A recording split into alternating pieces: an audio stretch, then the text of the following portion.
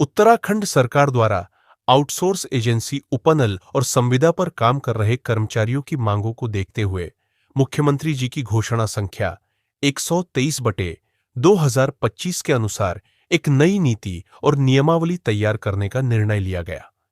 इसी क्रम में मंत्रिमंडल के आदेश दिनांक 2 जून 2025 के तहत एक विशेषज्ञ समिति बनाई गई थी, जिसकी अध्यक्षता प्रमुख सचिव श्री आर के सुधांशु कर रहे हैं। इस समिति का काम है संबंधित सभी विभागों से जानकारी जुटाना, वर्तमान स्थिति समझना और एक स्पष्ट नियमावली बनाना। इस समिति की बैठक 9 सितंबर 2025 को आयोजित हुई, जिसमें कई विभागों के वरिष्ठ अधिकारी मौजूद रहे।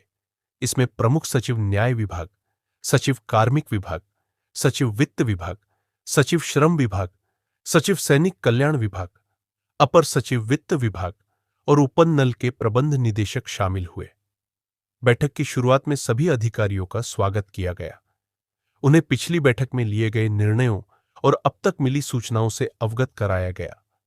यह भी बताया गया कि पिछली बार 25 अगस्त 2025 की बैठक में तय किया गया था कि उपनल और संविदा कर्मचारियों की विभागवार पूरी जानकारी जुटाई जाए। उपनल ने बताया कि उन्हें ईमेल से विभिन्न विभागों से सूचनाएं मिल रही हैं, लेकिन ये सूचनाएं अलग-अलग और अधूरी है। इस कारण स्वीकृत पदों और रिक्त पदों के मुकाबले वास्तविक स्थिति का संकलन करना संभव नहीं हो पा रहा है। संविदा कर्मचारियों की जानकारी में दिक्कत बैठक में वित्त विभाग के अपर सचिव श्री गंगा प्रसाद ने बताया कि संविदा, दैनिक वेतन, कार्य प्रभारित और अन्य तरह के कर्मचारियों की सूचनाएं भी विभागवार मिल रही हैं, लेकिन इनमें स्पष्टता नहीं है।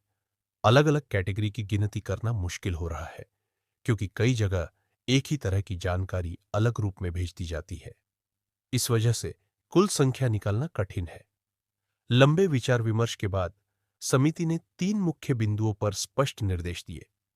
विभागवार सूचनाओं का समेकन सैनिक कल्याण विभाग ने पहले ही 25 अगस्त 2025 को सभी सचिवों को पत्र लिखकर कहा था कि विभागों में कार्यरत कर्मचारियों की जानकारी एक ही प्रारूप में समेकित करके भेजें। लेकिन विभागों ने ऐसा नहीं किया और अलग-अलग माध्यमों से सूचनाएं भेज दी। इससे उपनल और शासन दोनों को जानकारी जोड़ने में कठिनाई हुई। इसलिए समिति ने आदेश दिया कि अब विभागाध्यक्ष खुद यह सुनिश्चित करेंगे कि जानकारी एक साथ समेकित रूप में भेजी जाए। साथ ही विभागाध्यक्ष को यह प्रमाण पत्र भी देना होगा कि इस सूचना के अलावा उनके विभाग में उपनल से जुड़े कर्मचारी की कोई और जानकारी नहीं है। यह काम 1 सप्ताह के भीतर पूरा करना होगा। संविदा और अन्य कार्मिकों की गणना। संविदा कर्मचारियों के मामले में भी यही समस्या पाई गई। अलग-अलग कैटेगरी संविदा, दैनिक वेतन, कार्य प्रभारित, अन्य के कर्मचारियों की सही संख्या नहीं मिल रही थी। इसलिए समिति ने वित्त विभाग के अपर सचिव श्री गंगा प्रसाद को निर्देश दिया कि वे सभी विभागाध्यक्षों को पत्र लिखें। इसमें यह कहा जाए कि वे समेकित सूचना भेजें और साथ ही प्रमाण पत्र भी दें कि इसके अलावा उनके विभाग में ऐसे किसी भी प्रकार के कार्मिक की जानकारी नहीं बची है। यह जानकारी भी 1 सप्ताह में उपलब्ध करानी होगी। समिति के सदस्यों से स्पष्ट राय बैठक में मौजूद अन्य विभागों न्याय, कार्मिक, श्रम और वित्त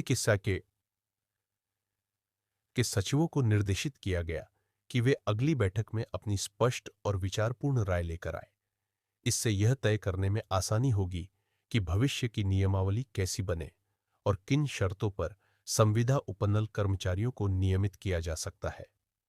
इस पूरी बैठक का सार यही है कि सरकार आउटसोर्स और संविदा कर्मचारियों के लिए एक ठोस नीति बनाना चाहती है, लेकिन समस्या यह है कि विभागों से मिलने वाली सूचनाएं अधूरी और बिखरी हुई है। जब तक सभी विभाग अपनी सही और पूरी जानकारी एक साथ नहीं देंगे, तब तक वास्तविक स्थिति सामने नहीं आ पाएगी। इसलिए समिति ने विभागाध्यक्षों पर जिम्मेदारी डाली है कि वे 1 हफ्ते में पूरी, स्पष्ट और प्रमाणित सूचना दें। तभी समिति कर्मचारियों की वास्तविक संख्या और स्थिति समझकर नियमावली तैयार कर पाएगी। कुल मिलाकर स्थिति यही है कि अब तक विभागों से प्राप्त सूचनाओं का सही आकलन नहीं हो पाया है। आगामी तिथि पर सरकार को हाई कोर्ट में अवमानना की सुनवाई में यह बताना होगा कि उसने इस दिशा में अब तक क्या ठोस कदम उठाए हैं। कार्य की इस धीमी गति से कर्मचारियों में निराशा गहराती जा रही है और सरकार की जवाबदेही भी लगातार बढ़ रही है।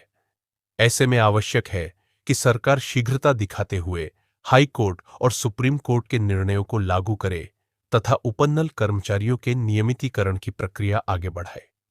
दोस्तों, अगर आपको यह वीडियो पसंद आया हो तो अपनी राय कमेंट में जरूर बताइए और चैनल को सब्सक्राइब करना न भूलें ताकि आपको आगे भी इसी तरह की महत्वपूर्ण जानकारी समय पर मिलती रहे।